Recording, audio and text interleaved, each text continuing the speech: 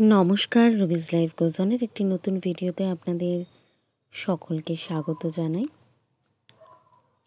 যারা দক্ষিণ কলকাতায় দুর্গা ঠাকুর দেখতে যান তারা অনেকেই শিব মন্দির নামক একটি কমিটির পুজো কিন্তু দেখেন, যেটি রবীন্দ্র সরোবর মেট্রোর খুব কাছে মুদিয়ালি শিব মন্দির একদম পরপর।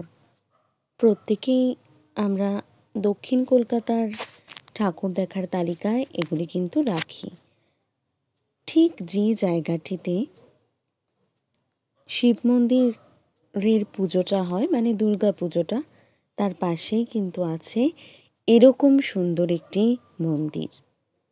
অনেকেই হয়তো জানেন, কিন্তু যারা জানেন না তাদের জন্য আজকের এই আমার উপস্থাপনা। কি সুন্দর দেখুন, এখানে অনেকগুলি ঠাকুরের মন্দির আছে। সামনেই তো দেখতে পেলেন বাবা ভোলানাথকে। আমি পরপর আপনাদের দেখিয়ে দিচ্ছি। মন্দিরটি কিন্তু পরিষ্কার পরিচ্ছন্ন, ভীষণ সুন্দর।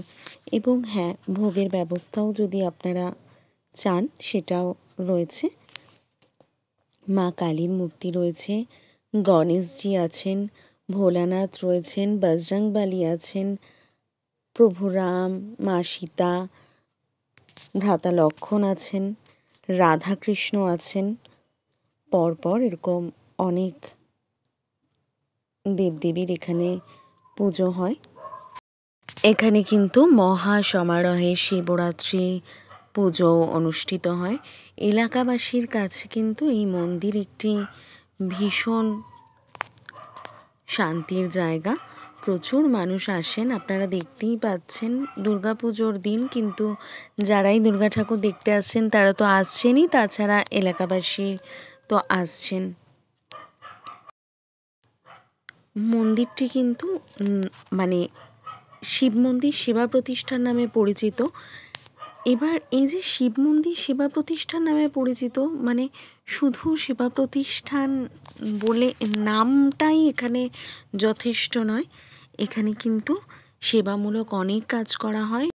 দুর্গা পুজোর দিন বাচ্চাদের সেদিনও ক্যারেটের ক্লাস ছিল এবং সন্ধেবেলা করে বাচ্চাদের এখানে কোচিং দেওয়া হয়। আর এই যে দেখতে পাচ্ছেন শিব মন্দির সেবা প্রতিষ্ঠান, এখানে ফোন নাম্বারও দেওয়া আছে। 24 আওয়ার্স এখানে অ্যাম্বুলেন্স অ্যাভেলেবল থাকে। আর এই যে মন্দিরটা, পিছিয়ে পড়া বাচ্চাদেরকে নিয়ে এনারা যে কাজ করছেন তা কিন্তু সত্যি প্রশংসার যোগ্য। এই মন্দিরে তাই আপনারা যখন কেউ ঠাকুর দেখতে আসবেন তখন আসতেই পারেন। রবীন্দ্র সরোবর মেট্রোর খুব কাছেই এই মন্দির। রবীন্দ্র সরোবর মেট্রো থেকে নেমে কাউকে বললেই দেখিয়ে দেবে। ভিডিওটি ভালো লাগলে লাইক, কমেন্ট, শেয়ার করে আমার পাশে থাকবেন।